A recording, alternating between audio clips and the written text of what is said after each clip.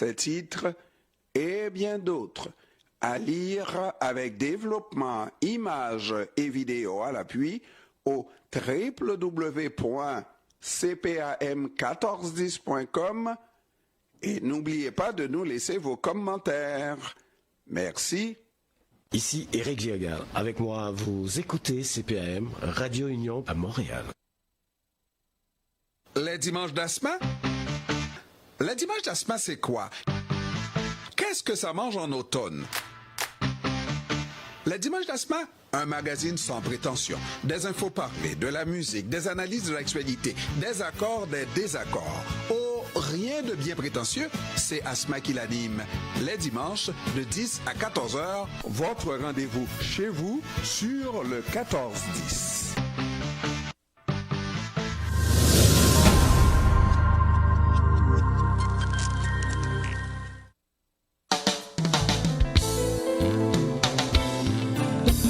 Haïti, 1er janvier 1804. En 2004, 200 ans. Haïti chérie.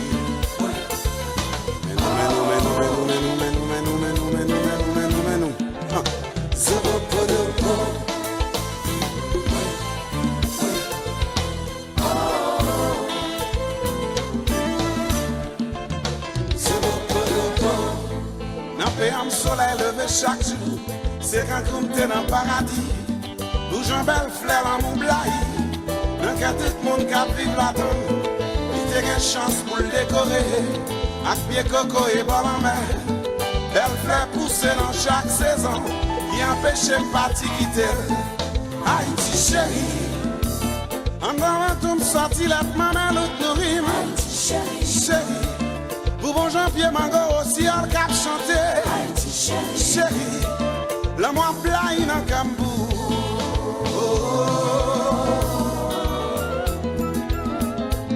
Longtemps l'aime te piti. Ak tout 10 ans mi m'a pati. M'a cherché mais la campagne. Pour mal trouver bon goût la vie. Les mi viennent trouver zanana. Bon Jean can créole pour me soucer. Le coco et servi une dessert. Tout bagaille ça yo fait m'remer. Haïti chérie. Moi pas qu'un doigt troquer même si à pomme diamant. Haïti chérie. Toutes ces étoiles qui brillent, petits oiseaux qui chantent. Haïti chérie. La moi blaye dans Cambou.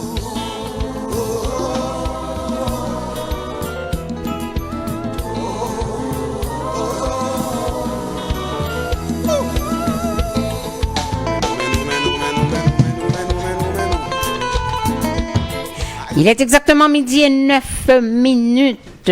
Vous êtes à l'écoute de votre émission Les Dimanches d'Asma et à l'heure où on reçoit des invités, mais des invités de marque.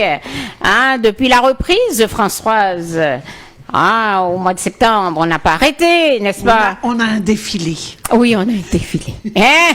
Et aujourd'hui, vous avez compris, peut-être que vous posez la question, mais pourquoi il commence cette partie avec cette chanson d'Haïti de, comment il s'appelait déjà, Jacques Sauveur-Jean?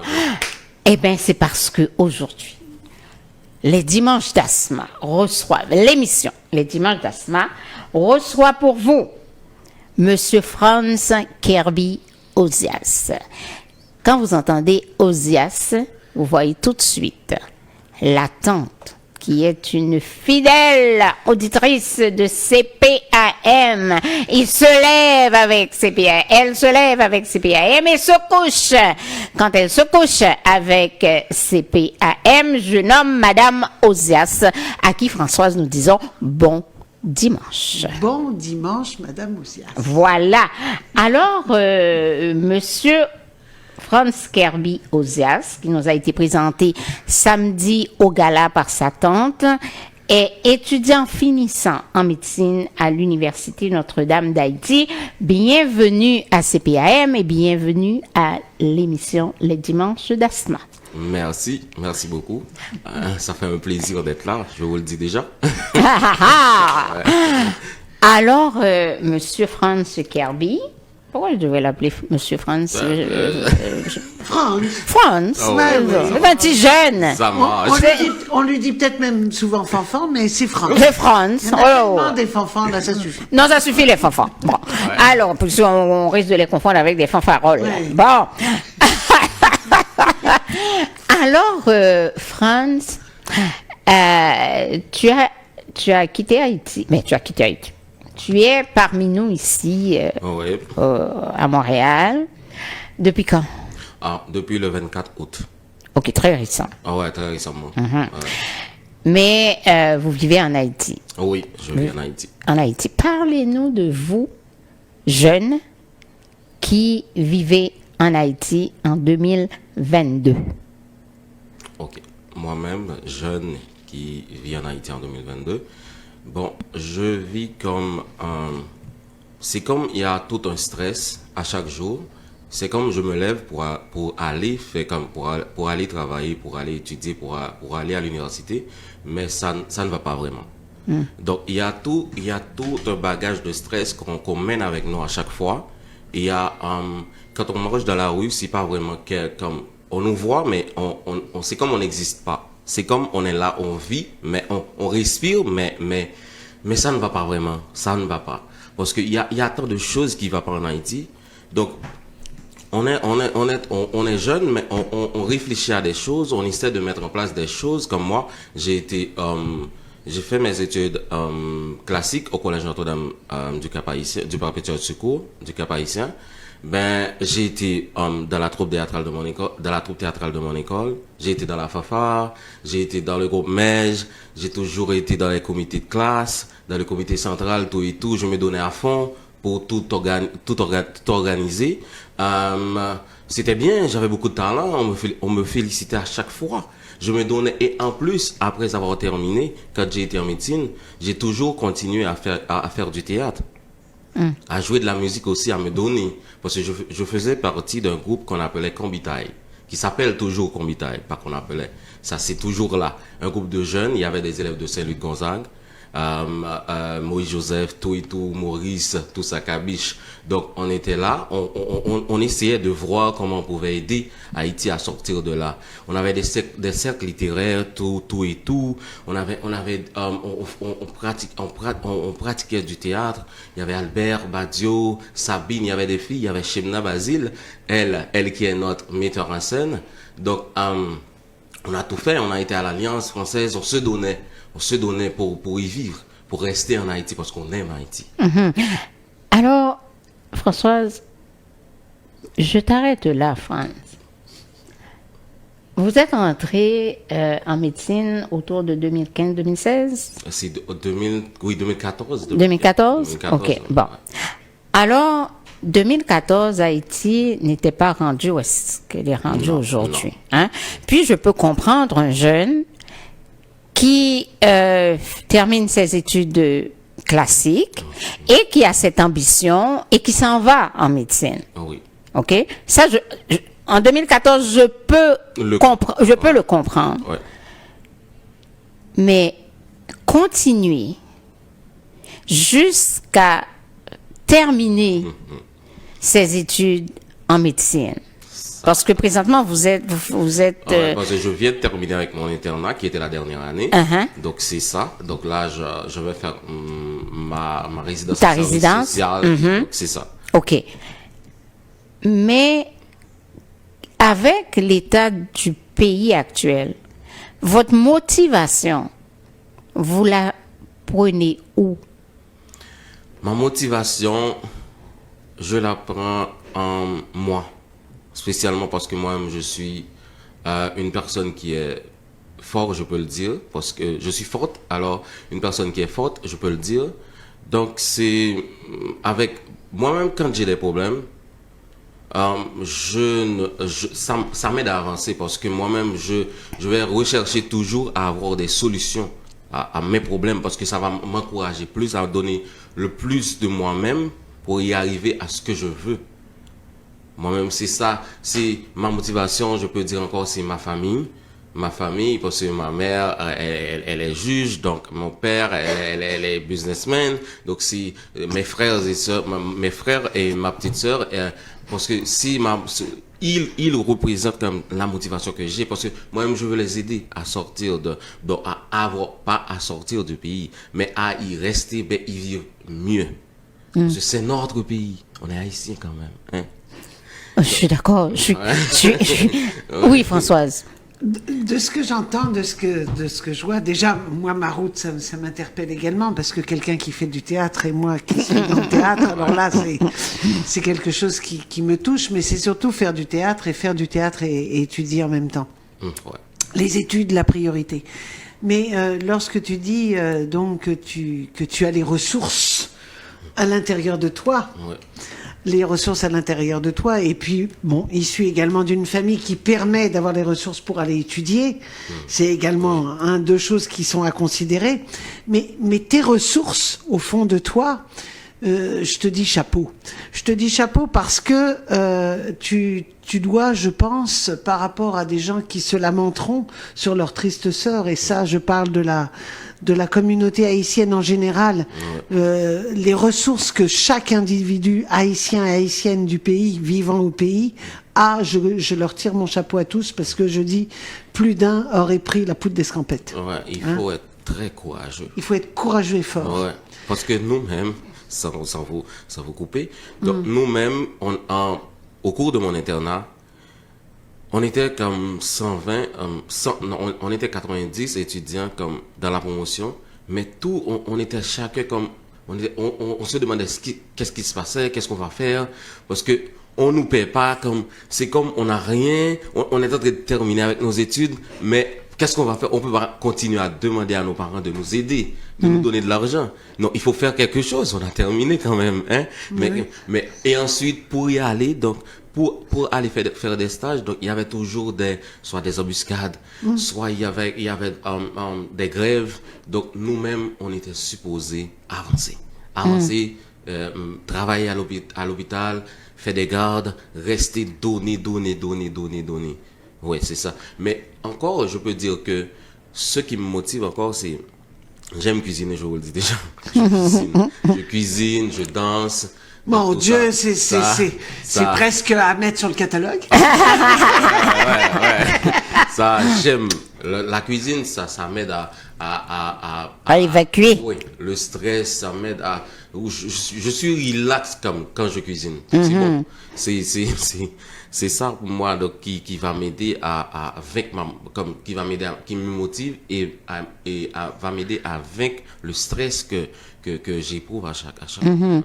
Mais dis-moi, dans ta promotion, est-ce que vous êtes nombreux à avoir cette force de caractère-là, de vouloir rester au pays pour aider le pays et être un modèle pour les jeunes? Parce que bien souvent, on entend, en Haïti, présentement, il n'y a pas d'avenir pour nos jeunes, compte tenu de la situation et tout. Mais est-ce que vous êtes nombreux, assez nombreux pour faire la différence en Haïti? Bon, dans ma promotion, on a un groupe qu'on a créé nous-mêmes. On était, je crois, 8 à 10, on a dit 6 et 20, c'est parce qu'on était, ils étaient 7 avant, j'étais pas là.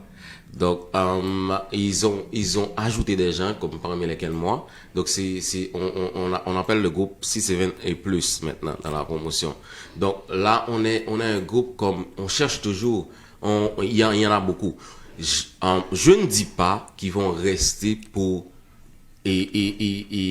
comme se donner en Haïti, mais ils vont aller, ils peuvent aller étudier quelque chose quelque part d'autre et ensuite y revenir pour faire la différence, pour mettre quelque chose en place qui pourra aider les autres jeunes à avancer. Donc, mais quand même, il faut aller rechercher si on n'a pas ça en Haïti. Parce que moi-même, c'est pour ça que je dis que je veux apprendre quelque chose ici, donc je veux faire soit l'équivalent, soit faire la santé publique, soit encore essayer de passer l'examen du Québec pour intégrer le système de santé du Québec. Mais quand même, je dois aller comme me ressourcer là. Je dois venir me ressourcer ici pour ensuite aller donner quelque chose en Haïti, qu'on n'a pas en Haïti. Mais quand même, il faut se déplacer quand même. C'est ça. Quand tu parles du groupe de ta promotion, ce sont tous dans le domaine médical Oui, ou dans... ce sont tous des médecins. C'est dans le domaine médical. Parce Voilà. que comme tu parlais que tu continuais le théâtre et d'autres activités, Mais c'est dans le domaine donc médical. Ah oui, mais il y a aussi l'autre groupe, comme j'avais dit, Combitaille et Capat. Comme Capat, c'est comme des élèves du Cap, comme il y avait des filles de chez les sœurs, Regina Santa, et le collège Notre-Dame, chez les frères aussi. Donc nous-mêmes, on faisait un groupe. On faisait partie de la troupe théâtrale du Cap haïtien, mais en arrivant à Port-au-Prince pour aller étudier, donc on se mettait d'accord pour créer un groupe pour continuer à faire du théâtre, à faire des cercles littéraires, à donner, à parler Au aux Cap, jeunes. ça.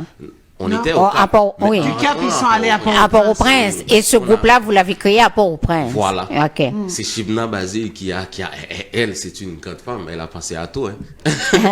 et on a Combita aussi, donc ça, c'était bon. C'est bon, c'est toujours bon. Ils sont en Haïti, ils se donnent à vouloir faire quelque chose, à vouloir changer l'idéologie, la mentalité des gens. Comme la façon dont nous pensons, c'est ce qui va c'est ce qui va aider Haïti. Parce que, il y a la mentalité, j'ai pu remarquer que la mentalité, c'était un problème, un tough, ouais, en Haïti. La mentalité haïtienne, donc c'est un problème. Donc il faut changer ça, il faut voir les choses d'une autre façon. OK. Ouais. J'ai tellement de questions qui se bousculent dans ma tête. Oui, ça va. Fais la liste. Ah là là. Non, mais c'est parce que peut-être que tu n'auras pas la réponse. Mais comment, pour un jeune qui vit en Haïti, qui a étudié en Haïti, et puis bon, qui poursuit encore ses études là-bas, qui veut faire sa résidence, et puis tout ça là en Haïti, est-ce qu'il y a une façon de s'expliquer l'état du pays aujourd'hui?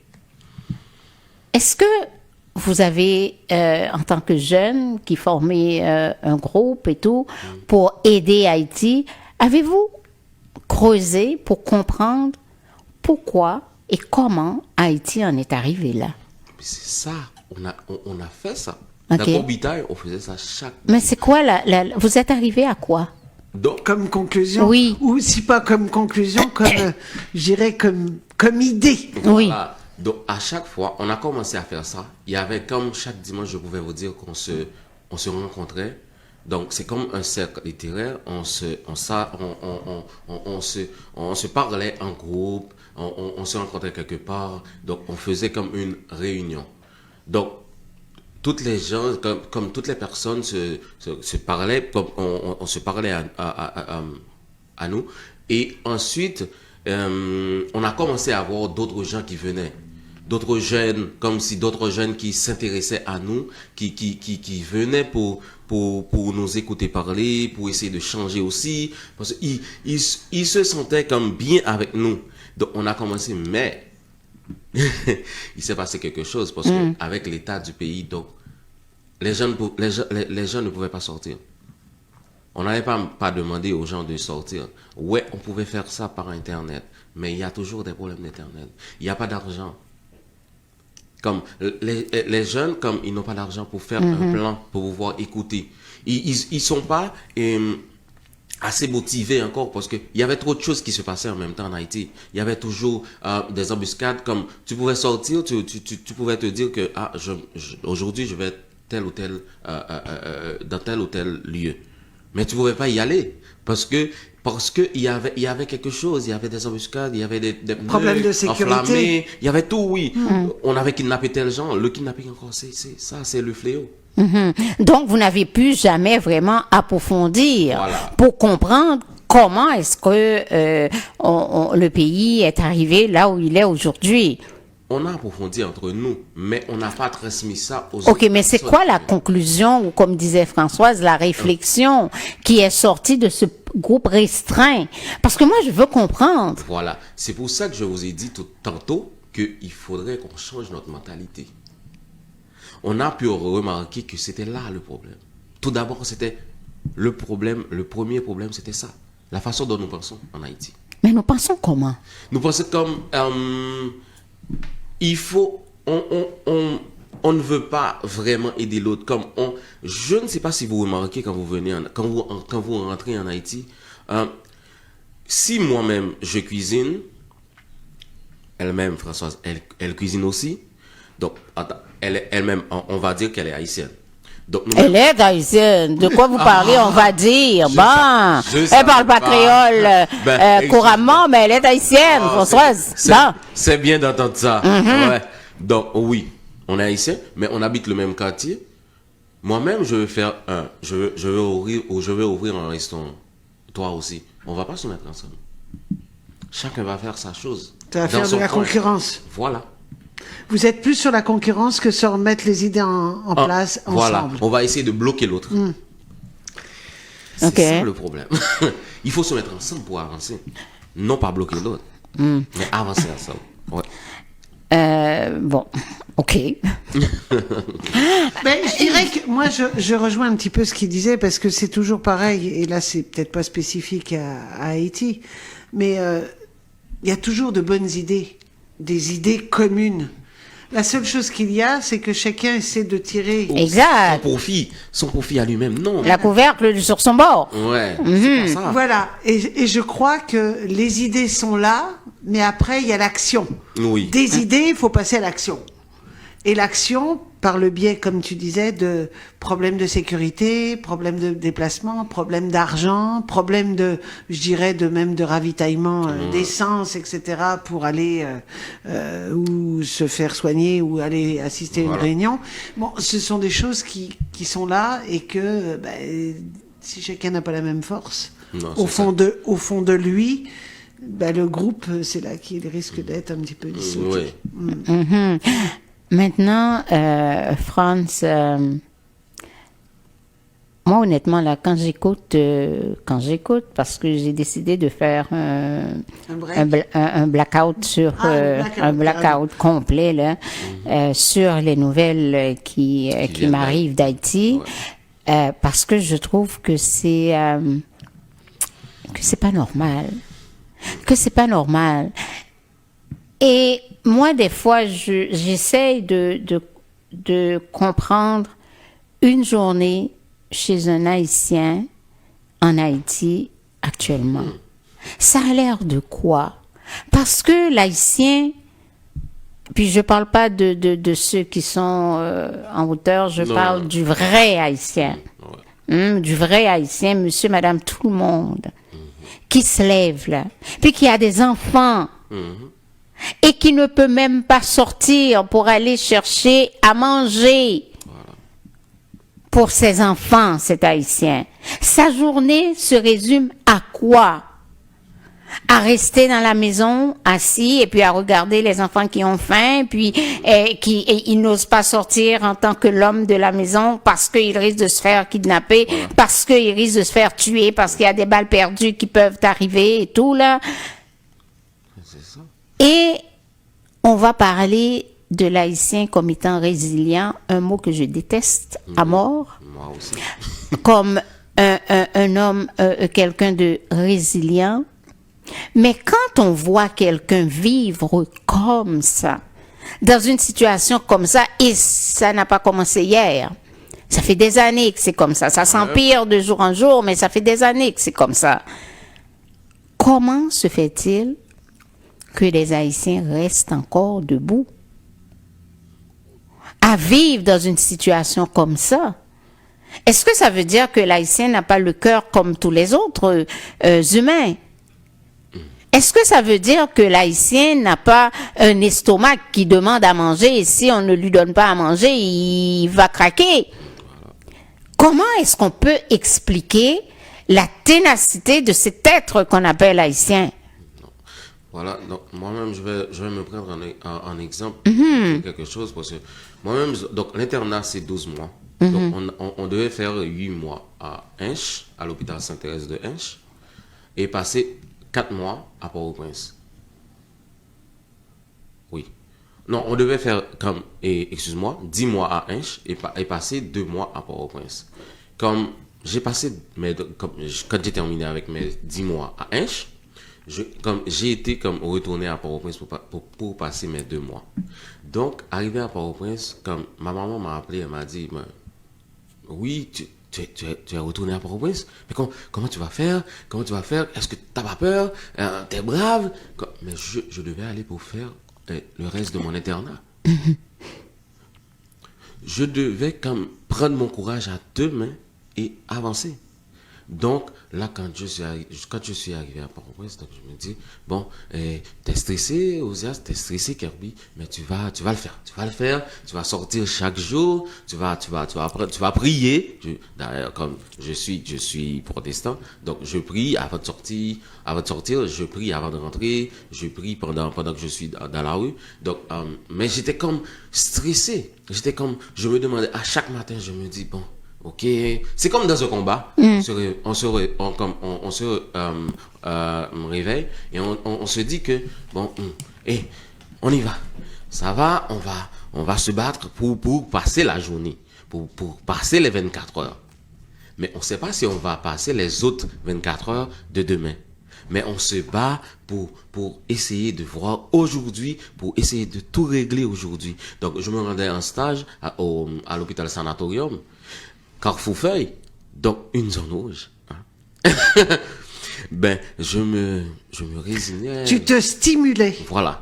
Je me disais, bon, il y a mon ami, donc on allait ensemble parce que lui-même, il a une voiture, donc c'est Mauriceau. Donc, lui, à chaque fois qu'on partait, parce que lui-même, son papa lui dit qu'il ne faut pas y aller avec sa voiture. Carrément. Mais à chaque fois que je l'attendais, et pour aller à l'école, pour déposer sa voiture, donc j'étais en train d'attendre dans la rue. Donc à chaque voiture qui passait, je me disais, oh, est-ce que c'est par moi qu'on est venu prendre, qu'on est venu kidnapper? Donc mon cœur palpitait. On va faire la pause publicitaire, excuse-nous. Et on reprend tout de suite après. On reprend notre souffle en même temps. D'accord. Ok, à tout de suite. À tout de suite.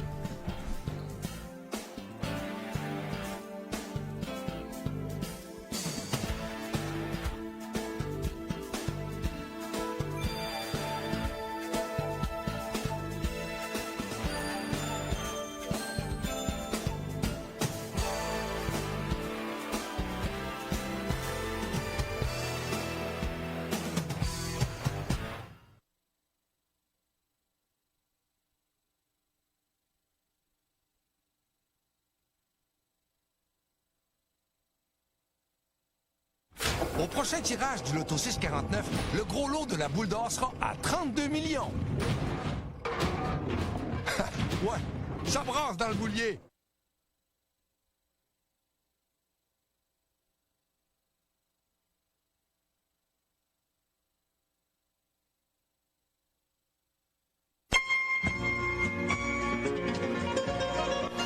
Les temps passent, la vie et nos conditions de vie nous changent, mais nos souvenirs restent intacts.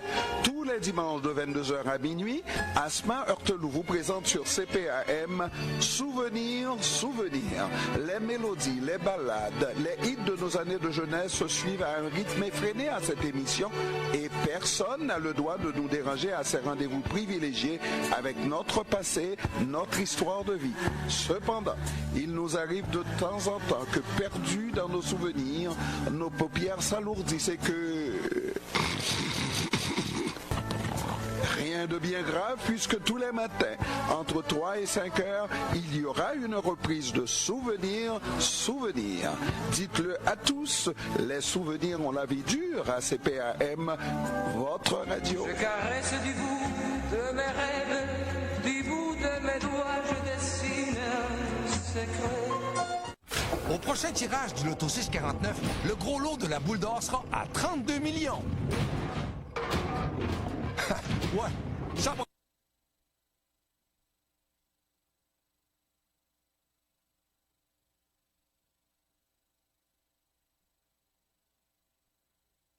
Depuis toujours, pour vos parties d'associations régionales, journées récréatives, festivals, baptêmes, communions, mariages, fêtes de famille, concerts évangéliques, conférences, réunions, votre référence en sonorisation s'appelle Sono Musique. Aujourd'hui, la division sonorisation de Sono s'associe avec des ingénieurs, techniciens, preneurs de son, avec des équipements classés parmi les meilleurs dans l'industrie. La capacité de fournir le matériel, de l'installer rapidement sur la scène de plusieurs événements, c'est l'affaire de Sono Musique. Seul en tête de liste, 514-723-6101.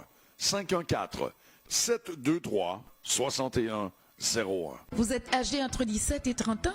Vous n'êtes ni en emploi ni aux études? Le programme À tout jeune est fait pour vous. Apprenez l'assistance administrative, la gestion des médias sociaux, la comptabilité de base ou les outils informatiques d'entreprise gratuitement. Une allocation de $250 par semaine est offerte aux personnes admissibles. Ce programme est offert par le Centenaire et financé par Service Québec. Appelez-nous au 514-278-2157. Ici Jean Wesley Charles, PDG de Polytronic, à votre service depuis 2003. Polytronic, synonyme de cosmétique, électronique, informatique. Polytronic, c'est aussi des services. Transfert d'argent avec Western Union. Service de colis et de courrier avec DHL, Purolator, UPS. Service de documentation et d'impression. Aide aux services gouvernementaux et publics. Conseil en gestion d'entreprise. Commissaire à l'assermentation, rapport d'impôt. En un mot, Polytronic, un guichet unique. Compétences, expérience et professionnalisme à revendre. 8945 boulevard Saint-Michel, 514-323-9222. Polytronic, l'endroit référentiel pour des choix préférentiels. Il y a des jours avec, il y a des jours sans. Les jours avec, on est déjà avec. Mais les jours sans, il faut faire avec le AM 1410. Les dimanches d'Asma? Les dimanches d'Asma, c'est quoi? Qu'est-ce que ça mange en automne? Les dimanches d'Asma? Un magazine sans prétention. Des infos parlées, de la musique, des analyses de l'actualité, des accords, des désaccords. Oh, rien de bien prétentieux, c'est Asma qui l'anime. Les dimanches, de 10 à 14 heures, votre rendez-vous chez vous sur le 14-10. On est encore avec Franz Kirby Ozias qui nous parle de comment vivre en Haïti aujourd'hui, ce que ça représente, et puis moi, ce que je vais aborder avec toi, Franz, c'est l'avenir de nos jeunes en Haïti actuellement. Est-ce qu'il y en a un? Parce que je comprends qu'il y a des jeunes qui sont faits forts et très forts comme toi, ouais. Mais ils ne doivent pas être très nombreux. Est-ce que c'est la majorité des jeunes qui sont faits comme toi? Sinon, est-ce qu'il y a un avenir? Sinon, ou est-ce que, avec l'état du pays actuel, les jeunes seraient tentés de faire partie des gangs? 400 Marozo. Non. Non, tu l'applies, non? Je crois pas. Je pense que il y a des jeunes vraiment comme qui peuvent, ils peuvent passer à faire ça. Comme les jeunes qui n'ont pas eu la chance comme de fréquenter l'école ou de faire quelque chose de leur vie, ils peuvent passer à faire ça. Mais comme ça ne passe pas dans la tête de tous les jeunes. Comme en Haïti, donc je peux pas dire comme qu'il y a les jeunes comme qu'il y a beaucoup de jeunes qui sont faits comme moi. Non. Mais je pense qu'ils s'améliorent. Les jeunes, ils essaient de vivre, comme ils essaient de vivre. Ils essaient de s'adapter aussi à la situation. Mais est-ce qu'il y a un avenir? Pas pour le moment. C'est justement ça la question. Ouais. Si tu es jeune et tu n'as pas d'avenir, alors tu fais quoi? Tu n'as pas de rêve. Voilà. parce que il n'y a pas d'avenir. Alors, tu vois un jeune qui, avec son arme, mener ou contrôler le pays, est-ce que tu n'es pas tenté d'eux? Parce que justement, t'as pas d'autre avenir dans ce pays-là. Non, mais il y a des gens qui se connaissent comme, il y a des gens qui savent comme, non, je vais pas faire ça. Donc c'est là, même si j'arrive à bout, je vais pas faire ça. Ça c'est pas la meilleure chose à faire. Il y a beaucoup de jeunes qui se disent ça. Ils disent, ben je pouvais faire ça, non, je pouvais. Mais non, c'est pas la solution. On a été à l'école pour quand même réfléchir, pour quand même essayer de voir d'autres solutions que l'arme. C'est pas l'arme la solution. Si c'était l'arme, ces choses-là, on n'aurait pas à faire face encore à ces choses-là depuis 1900, depuis 2000. Non, c'est pas ça la solution. Moi, il y a une question qui me brûle les lèvres, là. J'en aurai deux. J'en ai pas beaucoup, j'en aurai deux. Mais la première qui me brûle les lèvres. Concernant ces jeunes, comme je t'ai demandé hors antenne, tu as quel âge? Tu m'as dit 27 ans. Donc c'est vraiment la génération, je dirais, pas des jeunes, mais une génération qui est jeune adulte. Oui. Jeune adulte. 27 ans, jeune adulte.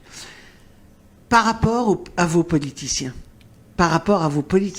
du pays, ce regroupement de jeunes de 27 ans, cette génération de 25-30 ans, oui, d'accord, oui, ce oui, regroupement. Vous pensez quoi de vos politiciens qui devraient montrer l'exemple?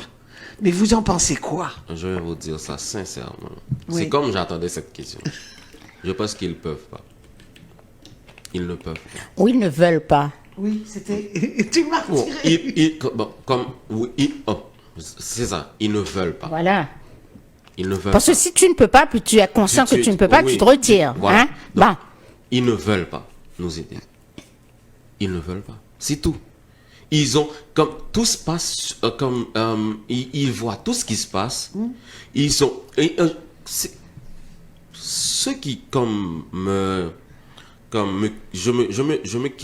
me questionne des fois. Je me dis, bon, lui, il a, comme le sénateur, lui, il est député, donc il a son fils en Haïti.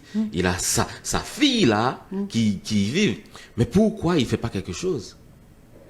Parce que plus souvent qu'autrement, son fils puis sa fille sont à l'extérieur. Voilà. Bon. Donc Okay. il a l'autre option, mais même si pour le moment son fils ou sa fille vit comme dans le pays, mais il a un plan pour lui de l'envoyer autre part. Donc ça n'intéresse pas de faire quelque chose pour Haïti. Parce que, là je continue toujours sur la même question que je t'ai posée, parce que, par exemple, les politiciens en ce moment du pays, des gens comme toi, ça veut dire t'es un futur médecin.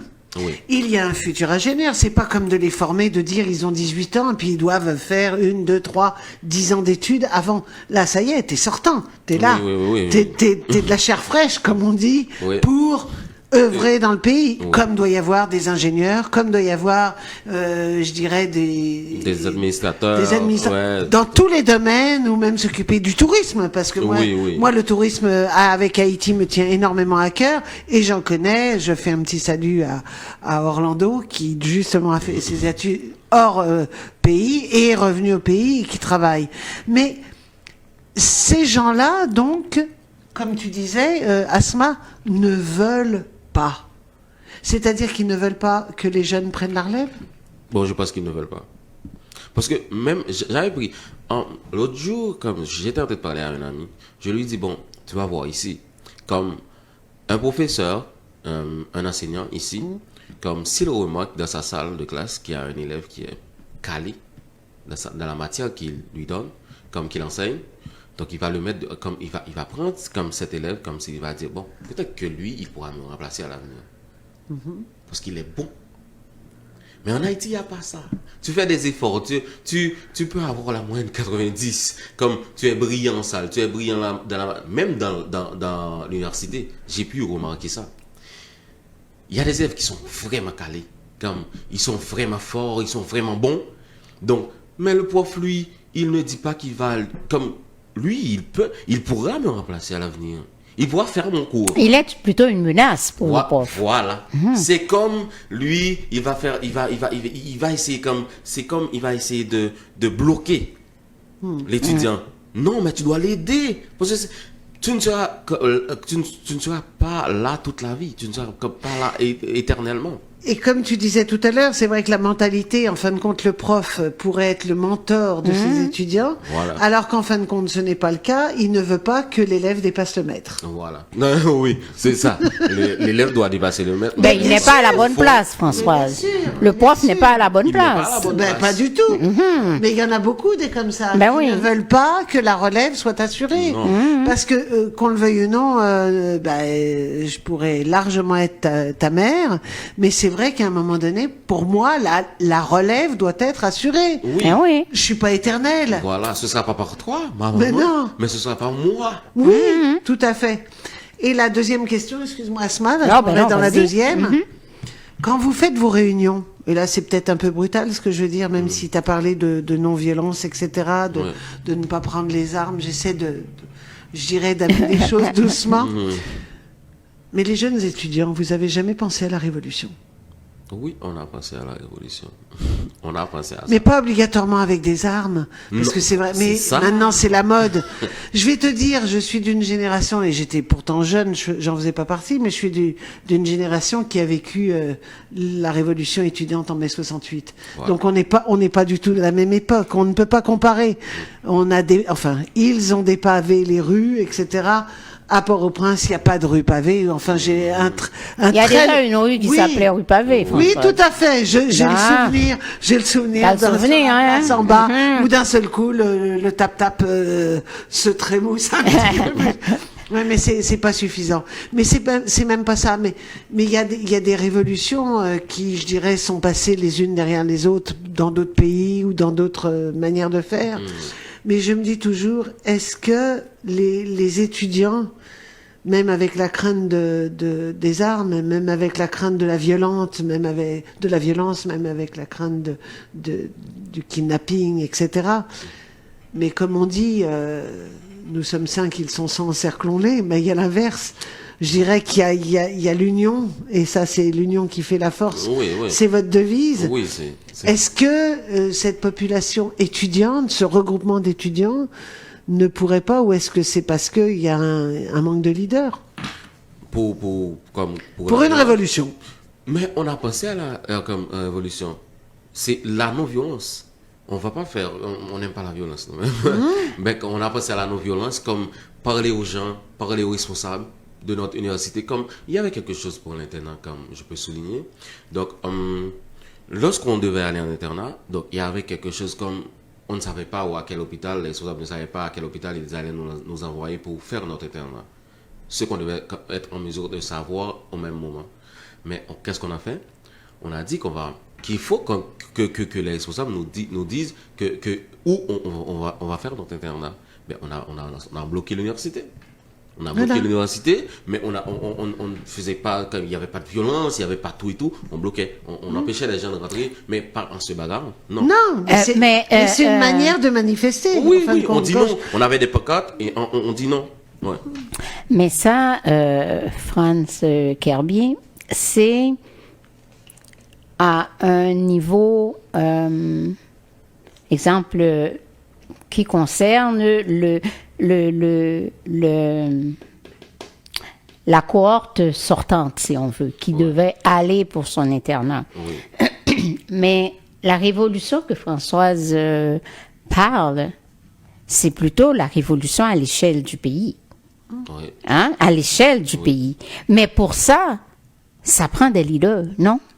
Oui. Parce qu'on veut bien dire révolution, mais ça doit s'organiser en quelque part.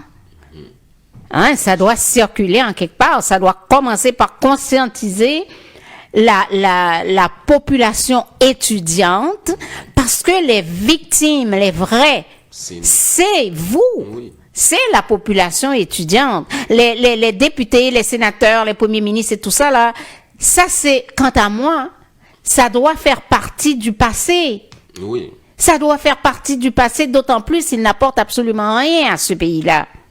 Donc, c'est vous, la classe étudiante, vous devez vous organiser et prendre le leadership de cette révolution, parce qu'en Haïti actuellement, je le dis, je ne parle pas d'armes, je ne parle pas de violence, ça prend une révolution pour renverser la situation.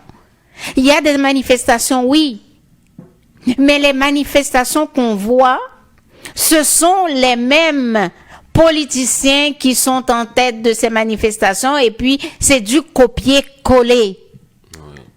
Il n'y a pas un nouveau discours lors de ces manifestations. Tout ce qu'on demande, c'est il doit partir, mais partir, avez-vous pensé à la suite? Quelle personne va remplacer exact. Qui était là, c'est ça. Alors, il doit partir pour que moi j'arrive. Non. Faire la même chose. Exactement. Donc, c'est pour ça que quand Françoise parle de révolution, et puis je rejoins Françoise à 100 000 à l'heure, ça prend un nouveau souffle pour faire cette révolution. La révolution haïtienne ne pourra pas se faire avec cette classe que nous avons aujourd'hui. On a vu les Petro Challengers. Moi, je me disais à l'époque, ah oui, voilà une nouvelle génération qui va pouvoir faire changer les choses. J'étais là. On était là, Kobita était là, Caprat était là. Mais vous êtes où aujourd'hui, là-dedans, là? Mais c'est ça, c'est comme on nous empêchait, on nous empêche de nous exprimer là maintenant. C'est comme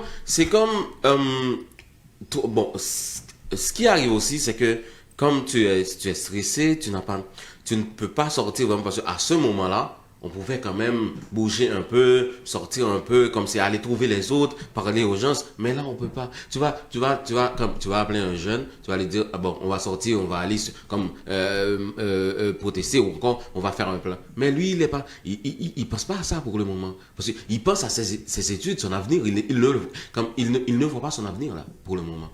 Oh, mais c'est justement. Voilà. Ça devrait être une motivation, non? Oui. Hein? Ne pas avoir d'avenir dans un pays, ça devrait te motiver pour aller chercher et forcer à avoir cet avenir-là dans ce pays-là. Il faut le faire en groupe, comme vous l'avez dit tout à l'heure. Mais voilà. Je vous l'ai dit. Les Haïtiens, c'est pour ça que j'ai dit que... Ils sont trop individuels. Voilà, la mentalité haïtienne. On doit le faire en groupe. Si je te dis que je vais le faire avec toi, tu dois être d'accord, on doit le faire ensemble. Mais pas si je viens de te dire qu'on va le faire ensemble et ensuite, après, tu me trahis. Non. Là, c'est pas le bon. D'une certaine manière, les réseaux sociaux sont plus populaires, mais par contre, comme ce sont pas des réseaux, je dirais, qui sont fiables et qui sont surtout sincères, eh ben c'est de la chenoute. C'est les amis de mes amis, mais ce sont pas des amis. C'est des amis, parce que j'ai regardé, c'est hier, je pense qu'il y avait une mobilisation dans la diaspora. À New York, ici à Montréal, il y en avait une, et un peu partout, il y avait cette manifestation. Mais on sentait, et je l'ai commenté avec quelqu'un qui écoutait justement, qui regardait ces manifestations-là, surtout celles ici, mais on dirait que c'était des manifestations de groupes, de clans. Ce n'était pas une manifestation de la communauté haïtienne à Montréal, de la communauté haïtienne à New York, de la communauté haïtienne à Boston. Ce n'était pas ça. Et tant et aussi longtemps qu'on n'aura pas ça, et avec Haïti en même temps, pour faire cette révolution-là, moi je pense ça ne va pas marcher. Qu'on aura barbecue, tilapli, tipi, pour longtemps. Mais parce que justement, enfin, moi je vois ça du sein de ma lorgnette, là, comme on dit, c'est parce que justement, ceux qui sont en place en ce moment sont ravis, parce que d'une certaine manière, ils divisent pour mieux régner. Et voilà. Et tout à fait, Françoise. C'est diviser pour mieux régner. Tout à fait. Au lieu de, je dirais, d'unifier, eux, de leur côté, sont les chefs d'orchestre, et du coup... délaisse. Maintenant, France Garbi, je veux revenir à toi. Quel est ton plan? S'il en a un. Ouais, il y en a un. Intelligent comme il est, là, il en a un. Je crois qu'il en a même peut-être plusieurs. Plusieurs, il a des cartes dans sa poche. Parce qu'aujourd'hui, tu es ici, tu es au Québec. Oui. Et tu dis que tu dois aller en Haïti pour faire ma résidence sociale. Ta résidence sociale, ok. Ouais. Mais quel est ton plan actuellement? Actuellement, je peux dire que mon plan, c'est pas de quitter Haïti pour éternellement, mais je vais quand même quitter je vais quand même me résigner à quitter pour étudier, pour venir apprendre quelque chose d'autre part, comme au Québec, pour venir m'investir dans quelque chose. OK. Et ensuite aller donner ce bagage-là en Haïti. Okay. Aller donner, aller faire ma clinique, tout ça, aller faire des choses, aller aider les jeunes, aller comme pousser les jeunes à avancer. Mais pour que je puisse y arriver à faire ça, donc je dois quand même sortir. Et pour mieux pays, revenir. Oui, pour mieux revenir. C'est ça. Donc, parce qu'en Haïti, là, on voit que ça ne va pas. Donc, quand même, moi, je dois m'investir quelque part d'autre et ensuite prendre ce que qu'on m'a donné, ce que l'on vient de me donner, donc pour y revenir avec en Haïti. Et lors du gala, tu m'as parlé de la diaspora doit vous aider. Oui. En Haïti. La diaspora doit aider Haïti. Comment vous voyez cette aide-là rapidement? Non, c'est pas comme la diaspora doit nous aider en Haïti. C'est pas non, pas aider dans le sens qu'on aide maintenant, là, envoyer un petit 50, un petit 100, là. C'est pas j'ai bien compris que ce n'était pas ça. Ouais. Supporter. La diaspora, oui, supporter. Voilà. Se mettre, la diaspora, comme il existe plusieurs communautés haïtiennes à l'étranger, dans tous les pays, mais ils doivent se mettre ensemble, communiquer pour pouvoir dire, bon, on va créer un plan. Qu'est-ce qu'on peut faire? Comme on voit comment ça se passe à l'étranger, voilà qu'est-ce qu'on va faire. Chaque jour, on voit, il y a ça. Donc, au Québec, on fait ça comme ça. Donc, voilà, le plan, c'est 1, 2, 3, 4. Donc, on va donner ça, on va faire comme ça en Haïti. On va se mettre ensemble et on va exécuter comme ce même plan en Haïti pour voir si on peut aboutir à une solution. Pensez-vous qu'il y a un espace pour ça, pour la diaspora en Haïti? S'ils veulent, oui. S'ils veulent, oui.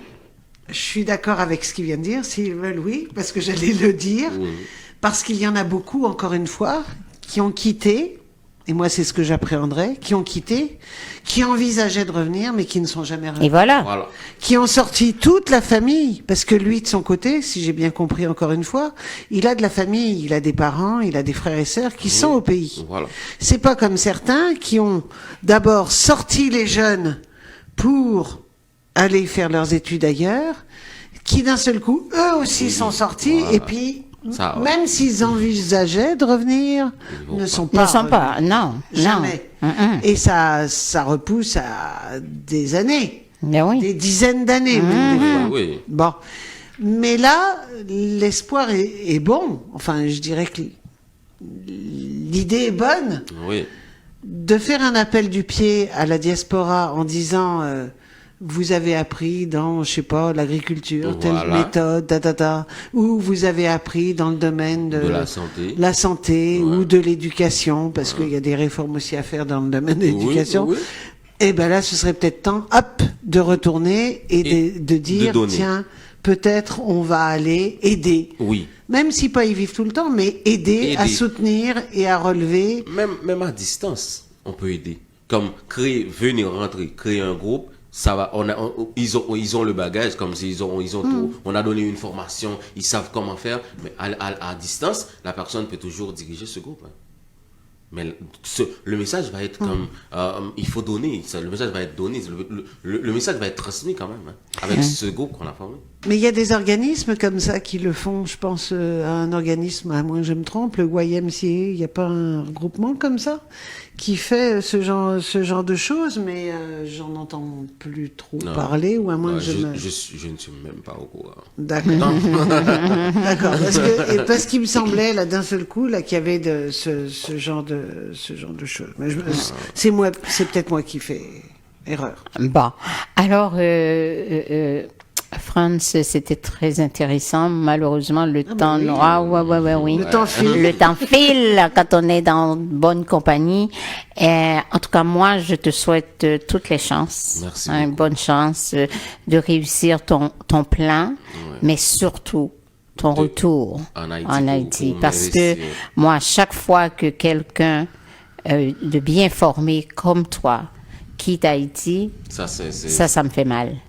J'ai vu un frère quitter Haïti depuis 2004. mais avec en tête de retourner en Haïti et qui encore aujourd'hui est à l'extérieur. Mais il fait tout pour y retourner. Il entretient sa maison, il fait tout pour y retourner. Mais il est allé en visite et tout, mais retourner définitivement pour donner ce qu'il voulait donner à ce pays-là, non. Et moi, ça me fait de la peine. Oui, mais avant de finir, j'aimerais comme saluer comme la mémoire de chanteur comme qui me tenait à cœur, comme il a vraiment marqué mon enfance, c'est Michael Benjamin.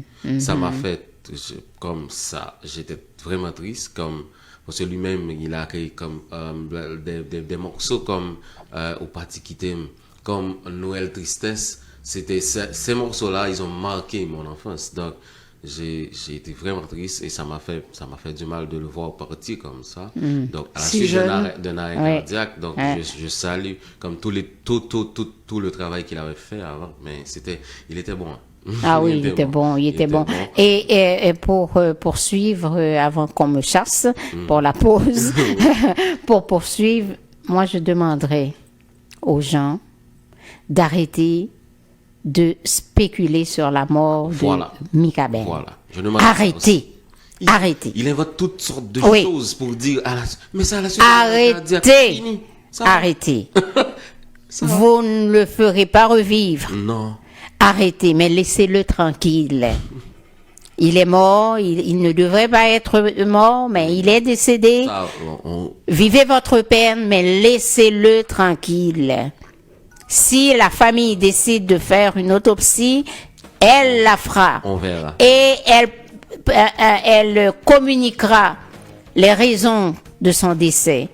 Mais pour l'instant, taisez-vous. Oui. Écoutez les chansons. Voilà.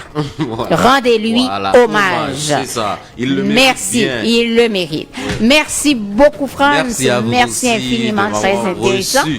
Ben là, garde. Et on fait la pause commerciale. Au retour, ça va être la suite et fin de cette émission, Lady Moldasma, du jour, avec Jean-Ernest Pierre, où on va faire le tour des Lacous. Voilà.